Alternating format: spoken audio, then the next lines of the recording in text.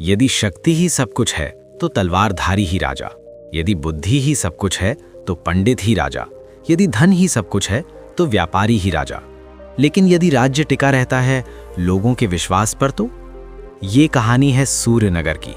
एक राजा, 4 पुत्र, 4 नारियां और एक निर्णय जिसने बदल दिया पूरा इतिहास। स्वर्ण युग का राज्य। पहाड़ों और नदियों से घिरी हरियाली से भरी विस्तृत भूमि पर खड़ा था सूर्यनगर। दूर से देखने पर लगता था मानो देवताओं ने अपने हाथों से इस राज्य को रचा हो। विशाल महल, सुनहरे मीनार, मंदिरों की घंटियों की ध्वनि, बाजार की चहल पहल, खेतों में लहलहाती धान की फसल, सब मिलकर उसे एक स्वप्न लोक बनाते थे। इस राज्य के शासक थे महाराज अरुण सेन। उनकी आयु 60 के करीब थी, लेकिन उनकी आंखों में गहरी शांति थी। उन्होंने कभी अन्याय नहीं किया। वे धैर्य से न्याय करते थे। अनेक युद्ध जीते, पर अहंकार ने कभी उन्हें छुआ नहीं। प्रजा कहा करती थी, राजा हमें डराते नहीं, हमें समझते हैं। लेकिन इस महान राजा के हृदय में एक अदृश्य बोझ था। उनके 4 पुत्र। देवव्रत, शक्ति का अहंकार। देवव्रत राज्य का गौरव था। सुदृढ़ शरीर, तीखी दृष्टि, हाथ में तलवार। सैनिक उसका सम्मान करते थे। युद्ध भूमि में वो अजेय था, लेकिन उसके मन में एक विश्वास गहराई से बैठा था। कमजोर राजा राज्य को नष्ट कर देता है, शक्तिशाली राजा ही राज्य की रक्षा करता है। वो सोचता था उसका जन्म ही शासन करने के लिए हुआ है। वो अपने भाइयों का सम्मान करता था, पर मन ही मन स्वयं को ही सिंहासन का असली अधिकारी मानता था। विद्याधर, तर्क का शासक। विद्याधर शांत, धैर्यवान और चिंतनशील था। राजनीति, अर्थशास्त्र, दर्शन, हर विषय में उसका ज्ञान व्यापक था। वो कहा करता था, राज्य भावनाओं से नहीं चलता, वो योजनाओं से चलता है। उसका कक्ष मानचित्रों और शास्त्रों से भरा रहता था, लेकिन कभी कभी वो भूल जाता था, लोगों के आंसू संख्याओं में नहीं मापे जा सकते। भोगेश, वैभव का मोह। भोगेश महल का सबसे रंगीन स्वभाव वाला राजकुमार था। सोना, रत्न, भोज, नृत्य, ये सब उसे प्रिय थे। वो सोचता था धनी राज्य ही शक्तिशाली राज्य होता है, लेकिन वो ये नहीं समझता था अत्यधिक लोभ राज्य की जड़ों को कमजोर कर देता है। आर्यन, जनता का राजकुमार। सबसे छोटा था आर्यन। वो जितनी कुशलता से तलवार चला सकता था, उतनी ही सहजता से किसान के साथ जमीन पर बैठ सकता था। अक्सर उसे गांवों में घूमते, बीमारों की सेवा करते, किसानों की समस्याएं सुनते देखा जाता था।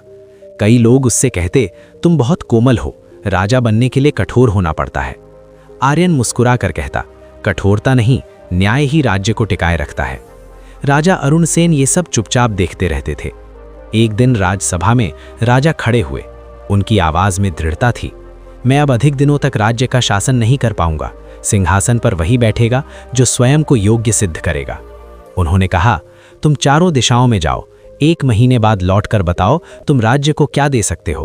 कोई सेना नहीं, कोई हथियार नहीं, केवल अपना निर्णय। चारों भाइयों ने एक दूसरे की ओर देखा। ये केवल परीक्षा नहीं थी, ये भाग्य का मोड़ था। पहली यात्रा। देवव्रत उत्तर के पहाड़ों की ओर गया। वहां डाकुओं का अत्याचार चल रहा था। उसने सोचा शक्ति दिखाते ही सब समाप्त हो जाएगा, लेकिन पहाड़ी जंगल में वो जाल में फंस गया। भोजन समाप्त, रास्ता भटक गया, शत्रुओं ने चारों ओर से घेर लिया। उसने तलवार उठाई। उसी समय पहाड़ी गांव की एक युवती सामने आई। उसका नाम था मालिनी। उसकी आंखों में अटल विश्वास था। उसने कहा, युद्ध अभी नहीं, पहले बचना होगा। वो गुप्त गुफा मार्ग जानती थी। उसने डाकुओं के बीच झूठी खबर फैला दी। शत्रु भ्रमित होकर हट गए।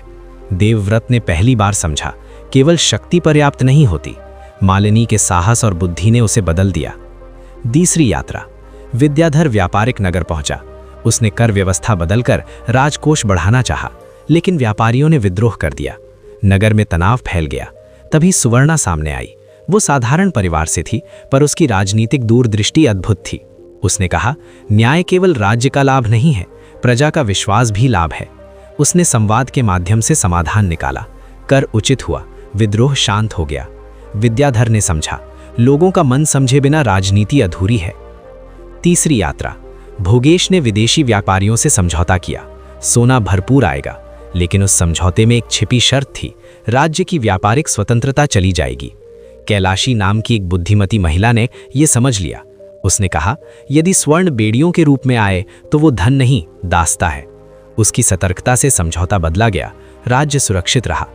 भोगेश को पहली बार अपने लोभ पर लज्जा आई। चौथी यात्रा। आर्यन अकालग्रस्त गांव में पहुंचा। वहां लोग भूख से मर रहे थे। उसने अन्न इकट्ठा किया, सिंचाई व्यवस्था सुधारी। तभी डाकुओं ने हमला कर दिया। आर्यन घायल हो गया। सब लोग भाग गए, केवल नीरा खड़ी रही। उसने डाकुओं से कहा, भूखे लोगों को लूट कर तुम विजयी नहीं, अभिशप्त बनोगे। उसकी आवाज की दृढ़ता ने डाकुओं को रोक दिया। नीरा ने आर्यन की सेवा की। आर्यन ने समझा, मानवता का साहस सबसे बड़ी शक्ति है। 1 महीने बाद चारों भाई लौटे, साथ थी चारों नारियां। राजसभा स्तब्ध रह गई। राजा ने कहा, मैंने केवल कार्य नहीं देखा, मैंने ये भी देखा कि तुमने किस पर विश्वास किया। उन्होंने घोषणा की, आर्यन सूर्यनगर का राजा होगा, क्योंकि उसने केवल समस्याएं हल नहीं की, उसने लोगों का हृदय जीत लिया। देवव्रत बना प्रधान सेनापति, विद्याधर बना मुख्य सलाहकार, भोगेश बना अर्थ मंत्री और चारों नारियां बनी राज्य की 4 स्तंभ। सूर्यनगर में एक नई युग की शुरुआत हुई, क्योंकि सत्य यही है, सिंहासन एक का होता है, लेकिन राज्य सही लोगों के साथ मिलकर बनता है। अब आपके अनुसार देवव्रत, विद्याधर, भोगेश या आर्यन वास्तव में राजा बनने के योग्य कौन था? कमेंट में अपनी राय लिखिए।